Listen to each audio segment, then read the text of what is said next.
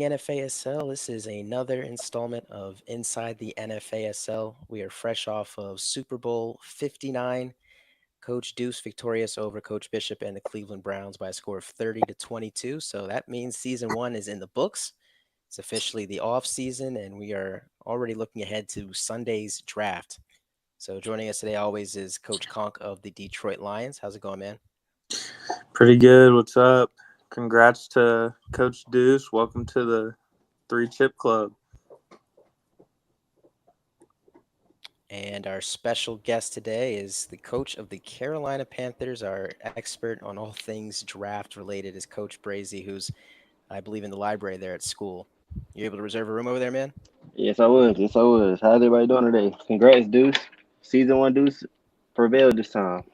Yep, NFC is still winning the battle all time against the AFC in Super Bowls. As we're gonna go ahead and get started here. So we're live streaming on both Riverside and my YouTube channel. So I threw both of those in the link in the Discord channel. So let's get right into it. So Brazy took some time the other day to come up with his idea of the mock draft. And again, we already know they have the consensus on the number one pick. We expect the Dallas Cowboys to get the 2-for-1 Travis Hunter, receiver and defensive back out of Colorado.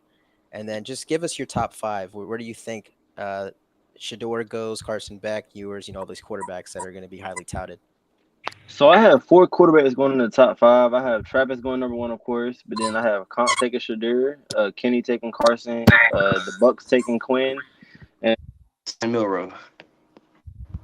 So Milrow going to the Saints at 5. So you got to run on Yes. quarterbacks there, 4 in a row. Yeah, I do. It's interesting. So the Bucks, I get that one with Baker Mayfield there, probably not going to stick around too much longer.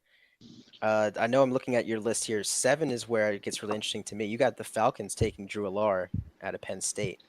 Is there some intel there, or is Yeah, that just a hunch? I think he caught the buzz of me taking a quarterback at 12 if one made it to. So I think there's no way you trade that much to not take a quarterback. No way. Fair enough. Yeah, I mean, Yeah, say, Conk, what are your thoughts there? yeah, and I've gotten a chance to deep dive a little bit into at least the quarterbacks. Just with me being a number two, it's kind of a consensus no-brainer. I'll probably go with Sanders at number two, with Hunter going one, but just kind of with how the draft will play out, Drew Allar is by far the youngest quarterback at 20. So, I mean, he's going to have a lot of time to develop, before he hits that, 25, 26 mark where it's going to be a little harder to develop him. But definitely would be an interesting move drafting him with having Penix, even though Penix is a little older. So I think the move would make sense, just in a sense that the Falcons do have a lot of weapons, but they just traded away their best player in Jesse Bates, and you think maybe possible like replacement DB there or something, someone he can develop early, but definitely would be a super interesting pick if they went Allar at 7. All right, so see, just knowing Draco as a user, I just don't see him taking quarterback here. I think he's going Luther Burden or one of these corners, Will Johnson maybe. Yeah. And I get your point, Brazy, him trading up to 7 to get the quarterback. But like you said, Conk, him having Penix already at 26 years old, having him for 4 Maddens, or excuse me, 4 seasons.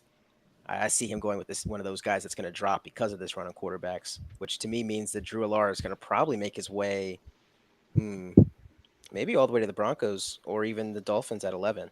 And maybe even back to you at 12. Because, I mean, the next 2 teams after that is Jacksonville, Washington, Denver, Miami. I don't see really any of them going after a quarterback. Yeah, So maybe you get your wish there, and Allar falls at 12. maybe. But at 8, I had Stu taking the no-brainer with Will Johnson because he's always cornerback hungry. Mm-hmm. Mm-hmm. And then I had Moon taking Luther Burden because they don't have a number 2 outside of Terry.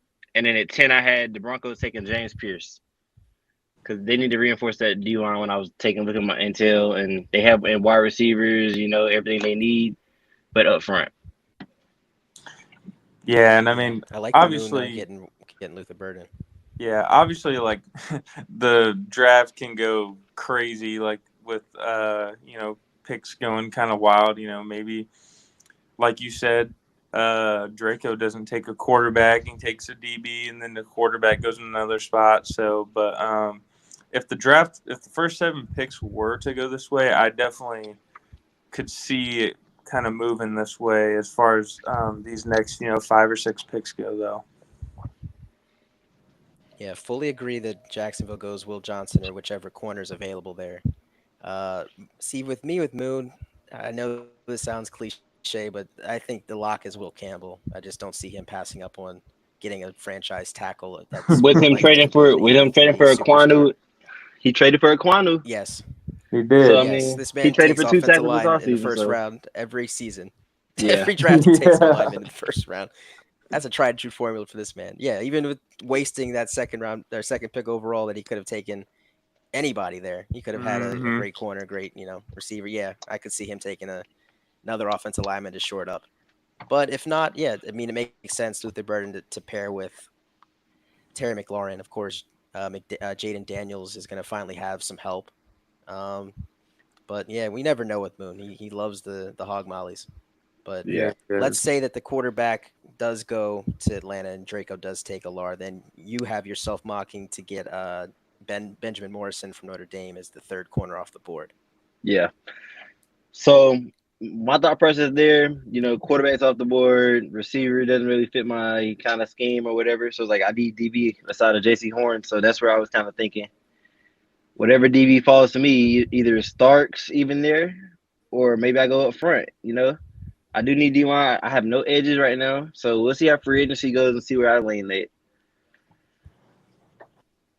Yeah, and to speak real quickly on free agency, it seems like a lot of teams have cap space this year. There aren't too many organizations that are paying quarterback money right now, and also the salary cap as a league it went up to 280 million. So even teams that were kind of scrounging pennies together last year, they have about 20 to 30 million to work with.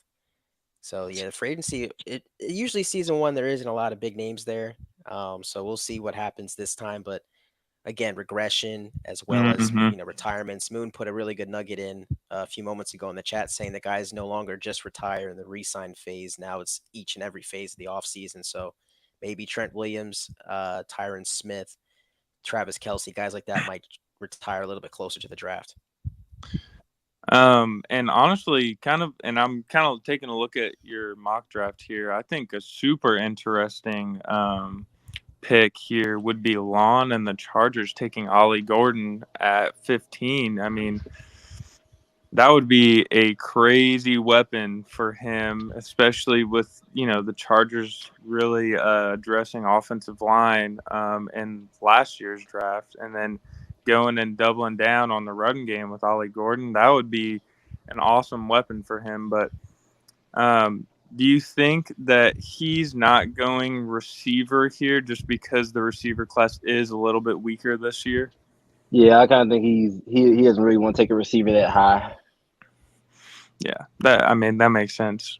So, but I just thought that was a really interesting pick. Him going running back, not only like that early, but over maybe some other needs, and really doubling down on that.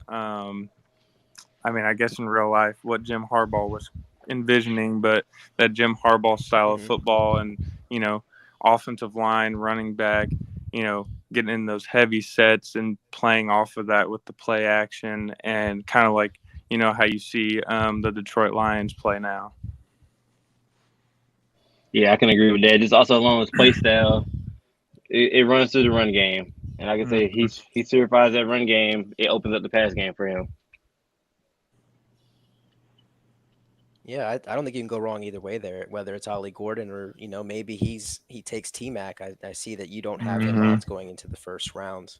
Him being 6'6" though, I I think think I missed somebody T at Mac. least later. I missed T Mac. I think I missed T Mac.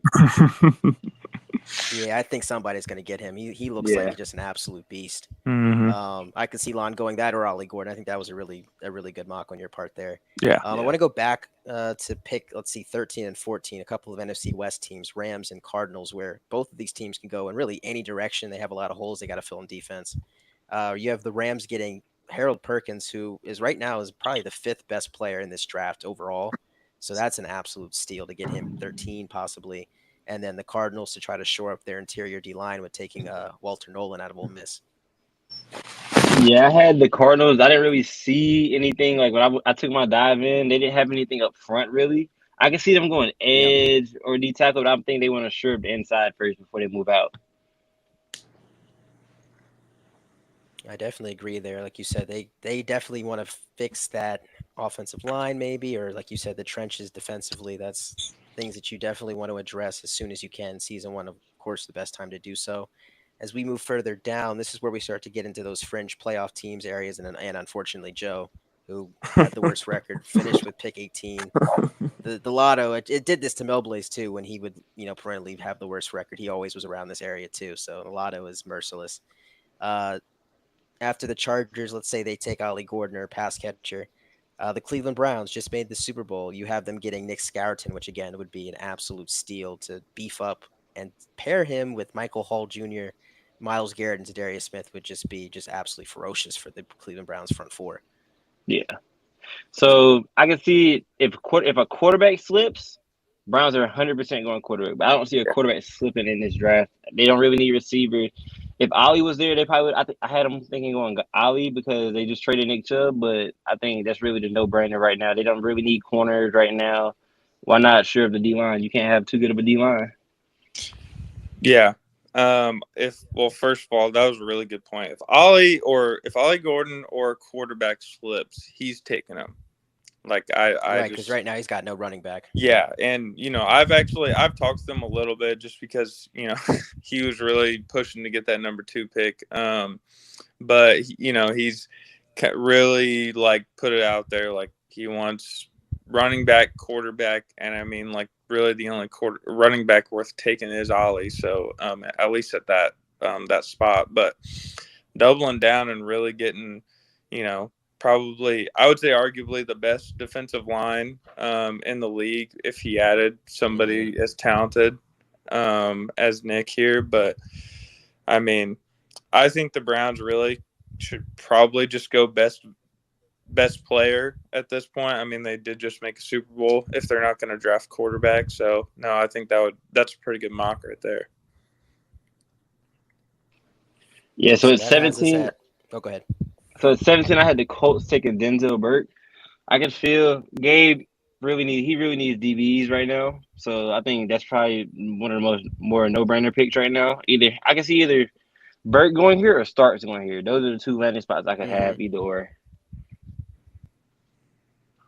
Yeah, definitely agree with that. And again, I have no intel of what Gabe's doing at 17, but based on just how the Colts roster is constructed, that's a big weakness they have to address. I know Kenny Moore got hit hard by regression, so yeah, we could see Denzel Burke going there. Maybe again he goes with the safety, like you said, Starks out of Georgia. And it's funny because the safeties perennially in NFASL, they always seem to drop to this 18, 16 to 20 range, and there's always some great ones. It's very rare to see a safety go in the top 15 for whatever reason. I guess a lot of teams have a safety or just don't feel like it's worth taking that position that early. Yeah. So let's see. Then you have Joe taking Mykel Williams, which again, that's an excellent player. Again, I try to be as nice as I can here, but unfortunately, like with Mel Blaze, when he would get the great players, we just knew we're not going to see them again the rest of Madden. So prayers to Mykel Joe, Williams' families if he goes.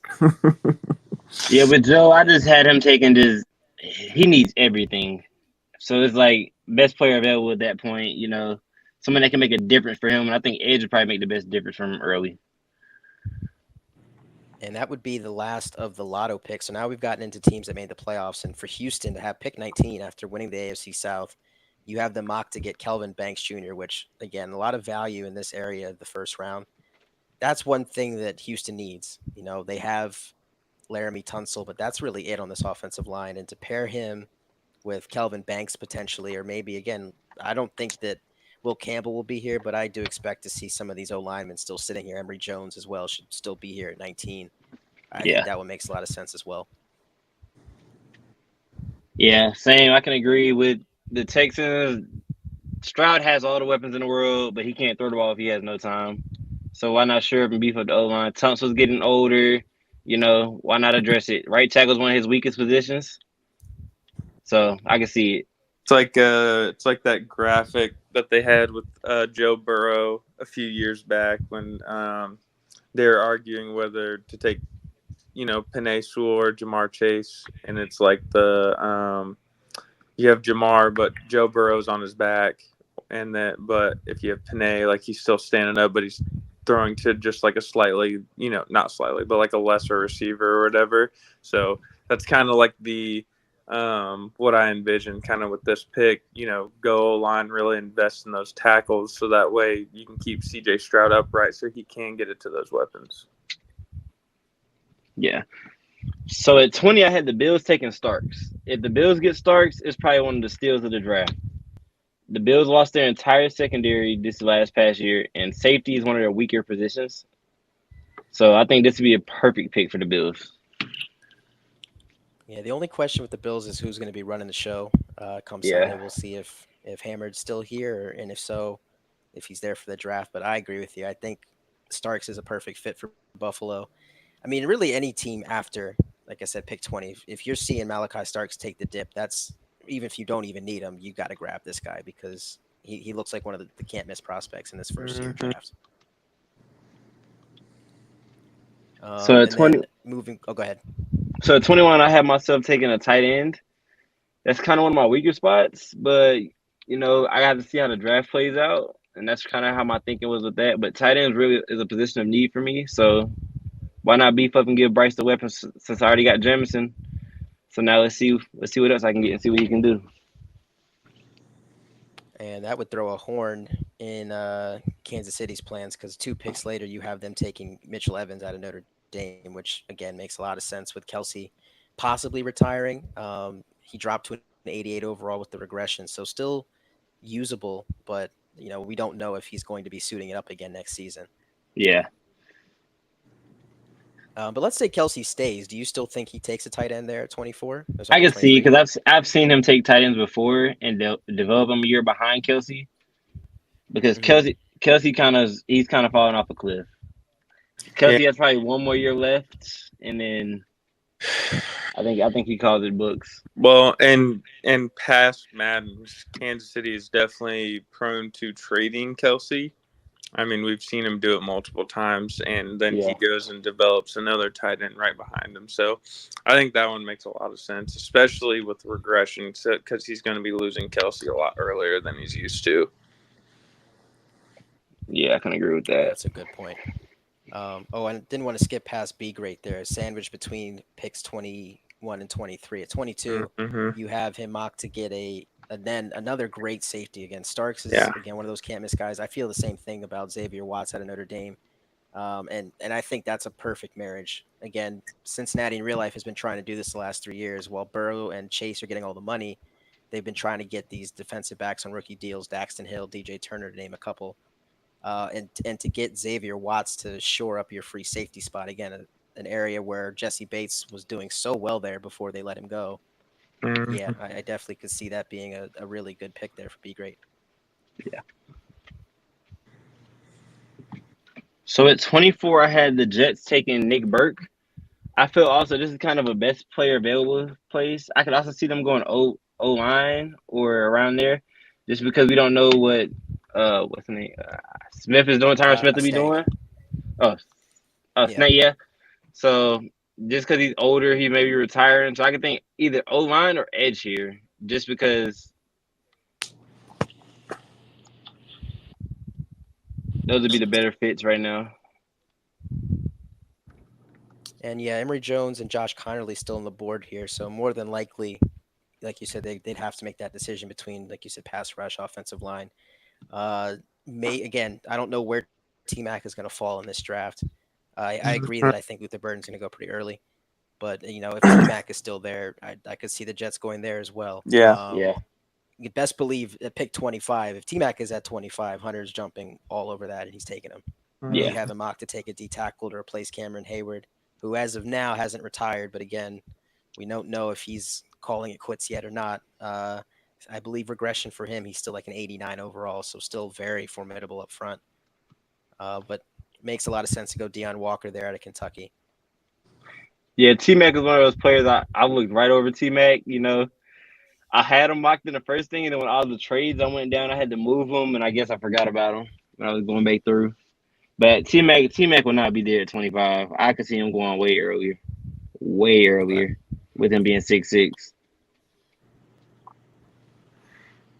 Yeah, it's one of those guys. It's hard to pass up on that type of size, especially. Yeah, I mean, in this Madden, some of those deep balls. I mean, we saw it in the Super Bowl with Deuce. I mean, I'm not that Romeo Dobbs is necessarily a monster, but kind of those jump ball one-on-ones can be the difference between a Super Bowl win and him going home, staying with 2 rings. I'll say we've seen a lot of those playoff games in that way. That's how Cleveland was able to really punch their ticket to the Super Bowl. Amari Cooper, same thing on a 4th and 5 touchdown. Obviously, in your game with Icy DK Metcalf a couple times. So, yeah, those possession receivers, they finally have the same value that the speed receivers have had in Madden for years, which is really refreshing. Well, and I feel like the speed guys are actually about probably the lowest value that I've seen them. Not that they aren't still very good, because if you have that difference-making speed like Jameson Williams or Tyreek Hill, like it definitely makes a difference. But it feels like the quarterback accuracy downfield isn't as good as it has been in past Maddens, and then the separation isn't just based off of speed. I don't think this Madden, you actually have to scheme up routes. Man coverage is a lot better. Guys aren't just running past zone coverages anymore. So I feel like that's where, having those good possession receivers is honestly, I don't want to say of more value, but more value than past Maddens for sure. Yeah, I can agree with you there. Definitely. So let's take a look at the last, 6 picks now. So now we're at the 26th pick of the first round. This is where the Niners would have the first of their 2 first-rounders. I see you have them getting Emory Jones, which, again, you can move offensive lineman kind of anywhere in Madden plug and play. With let's say Trent Williams retires. I know he traded for Ronnie Stanley to replace him. You still would need somebody on the other side. So I agree that you have Emory Jones there. But if Trent stays and plays one more season, do you still think he goes offensive tackle, or do you think he might go with a At that point, I think he'll go best possibly player need? available. That's what I'm saying. Yeah, I can maybe see him pass going rusher. edge there, pass rusher. But Yeah. because he just traded for Marlon Humphreys from you, so I can really see him going. I can really see him going edge then. But I'm basing off Trent retire. I don't think Trent will still be there. I honestly think that he may go defensive back again. Just because, I mean, I know he's getting Marlon, but he's been shopping Travarius Ward all off season, and I feel like, especially Kevin, he is very much a developmental. Like, he loves his young guys, and I could honestly see him going defensive back, and not only adding some depth, but like having a guy he can develop going forward, especially just with the Niners not having very many holes. Yeah, right. I can see that, but it's kind of the... weird. What corner would you take at that point in the draft that early? I mean, maybe one of the corners from like that got drafted earlier maybe dropped because they wanted to go a different position. Maybe the quarterback situation kind of messes things up, or even you have this Justin Gatewood mocks later in the draft, which we'll get to. Like, maybe he jumps up a spot, and that's where the Niners end up taking him. Yeah, I can see him going earlier just based off how Kevin values speed. Yeah. I think the elite to great speed. I don't think that's a lot for Kevin to pass up on. Yeah. If he does decide to go DB. That's a really great point. With how they have the draft board set up now, it's so much easier to kind of find, okay, who's the fastest at this position, or who's the strongest at this position, whatever it is.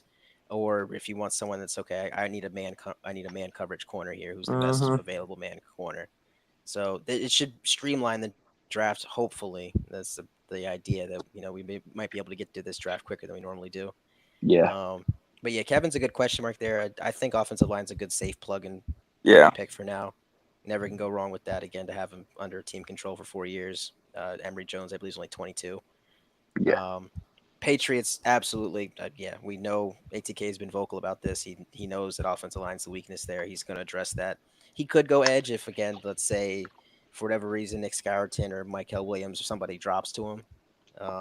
That in that case, yeah, you got to jump on a dude like that at pick 27. But yeah, offensive line makes sense here. Josh Connolly, you have him out of Oregon as that pick. Oh yeah. No notes on that one. That's a pretty Yep. pretty obvious pick for him and a very New England Patriots pick. Yeah, one of the safer picks of this Brings us draft. Ticey. Mhm. Yep, who is I know he's watching right now, so he can give me notes after this podcast is finished, whether or not we hit it or not. But you have him going Auburn's left outside linebacker Cordell Richardson. Now, is he an edge rusher or is he a Yeah, he's cover an edge guy? rusher. Edge rusher. Okay, edge I rusher. can see him wanting to beef So up that the would be edge. there with, But I was just gonna say I'm trying to think of who else they have on the edge, and the fact that I'm thinking about it means that they definitely could use somebody.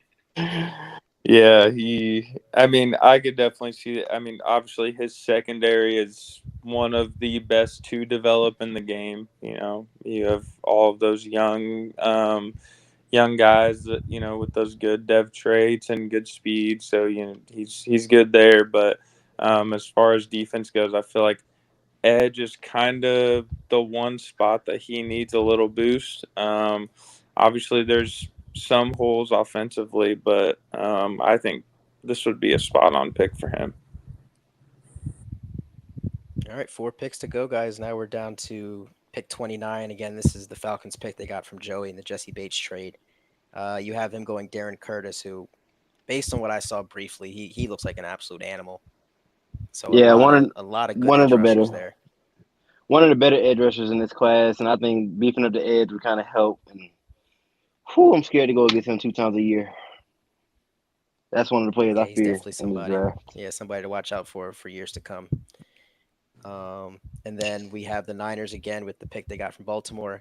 That would be Landon Jackson, again, left end out of Arkansas. So again, beefing up the edge, trying to find someone to pair with Nick Bosa. Again, I think in real life right now it was, I think it was Floyd and somebody else that was kind of a castaway a few years ago. But they've been just rotating people at that position all season long. Yeah, I think solidifying an edge rusher opposite of Bosa, that'll be a 2-headed monster. That'll be with Landon Jackson also being 6'8". That's a monster edge coming off the edge. Right, an Eric Armstead type of guy. Yeah. Yeah. All right. So, and then the Bills at 31. Again, you already have them mocked to get Malachi Starks with pick 20. They come back and pick 31, and they would select a corner there, Justin Gatewood out of Northwestern. And then finishing it off with the Super Bowl champion Green Bay Packers, Arizona's offensive tackle Sabanaia. And I mean, based on how they looked in the Super Bowl, I don't know if Deuce might even go offensive line. He might, again, same thing, go best player available, or if somebody for whatever reason drops a 32 that has no business being there, he snags them. Yeah. Or we see our first generated guy that isn't on this list of 32 that Yeah. were created. Mm-hmm. That's one of the safer picks. I know with him needing a little bit of O-line help, he can use O-line help. You know, that's one of the safer picks I wanted to do, just because it's kind of a question mark where he may go, just depending on his needs and stuff like that, who he loses, who he has to pay. But that team is stacked moving forward.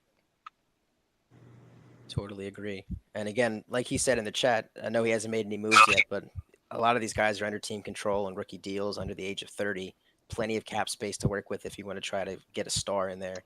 And the way that those linebackers were playing in the Super Bowl, they were flying all over the field. So we know that, like you said, if anything, you never can go wrong with taking an offensive lineman. Yeah, especially with him being one of the more versatile O linemen. He can play 1 through 5 on the O line, so it's like you can put him wherever you want to. Absolutely. So of the 32 picks we have mocked here, who do you think gets the best value? I would say either Buffalo or I'll say Vaughn. Just getting Ollie Gordon, that would be a steal for him and his offense. And if either one of those safeties fall that far, those are still the picks no matter where they go. Mm-hmm. Yeah, I agree with that. I think Starks at 20. I like Darren Curtis at 29. I think that's another one that, if that happens, would be just a great pick for Draco, especially after going and let's say he takes quarterback or Luther Burden, either one, to already have your lottery pick guy that you knew you were going to get, and then to get somebody else that really should have been in the lottery at 29. I think that would be a big one. And then I think Cleveland getting Nick Scourton, if they decide to go that way, Yep. would be a huge get. That's who I had kind of being the steal of the draft if it turned out to go this way. Getting somebody as talented as him at 16, I kind of had him as a top 10 guy, but obviously, the quarterback situation goes. But that would be one of the biggest deals of the draft for sure.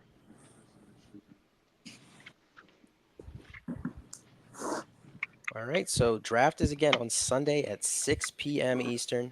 Brazy, I want to thank you for taking the time to put this together, man. This was really dope. All right, appreciate y'all for having me. Absolutely. And again, we will see you Sunday. We're going to try to do a live stream of the draft, or at least I will, and try to get Gabe in here and some other guys that are usually in the party. Try to give, a little ABC, ESPN2 feel to it. So stay tuned for that. Thank you for those that joined the live stream today. Really appreciate it. And good luck in the offseason, guys. We'll see you on Sunday. Yes, sir. Peace out. Peace out.